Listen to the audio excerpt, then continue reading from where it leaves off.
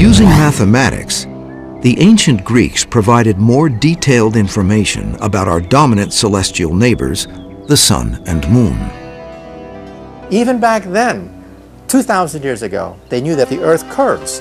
And by looking at the shadows, they calculated the size of the earth to within about 10% accuracy. They actually calculated the distance from the earth to the moon and the rough dimensions of the distance from the earth to the sun. So in other words, the ancients were no fools. The ancient Greeks also recognized two types of stars. Most were fixed and small and moved together. A few were larger and moved haphazardly, or so it seemed. These were planets, and predicting their motion became a centuries-long goal. With just their naked eyes to scan the skies, the Greeks saw only 5 planets, naming each after their gods. Today, we're more familiar with their Roman designations: Mercury, Venus, Mars, Saturn, Jupiter. Ancient astronomy assumed a concept of the universe proposed by 4th century BC Greek philosopher Aristotle, who imagined the Earth at the center of the universe, with the sun, moon, stars, and planets all revolving elegantly around it in perfect crystalline spheres. Aristotle's universe was finite. It was a big sphere. Actually, it was like onion. It was an onion with many concentric spheres.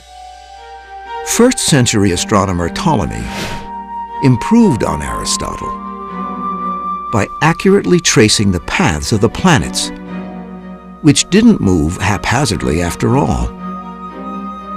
Using complex circular motions called epicycles, Ptolemy could predict their prescribed paths and changing velocities. In other words, Ptolemy's system reliably predicted the future behavior of the planets, another step in man's journey to understand and control the universe. The Ptolemaic system was extremely complex. It had all these planets going in loops, and it worked beautifully, but it was just wrong. The idea that you can predict something doesn't mean you understand the fundamental principles behind it. Ptolemy's system did not accurately reveal the universe, but it didn't try.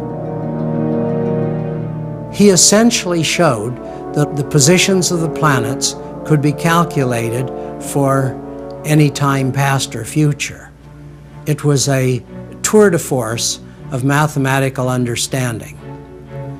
Interestingly, the astronomy seemed to stand still for centuries after that. In fact, after the collapse of Rome in 476 AD, astronomy actually lost ground. Europe fragmented into smaller powers, and a lot of the wisdom of the Greeks was lost.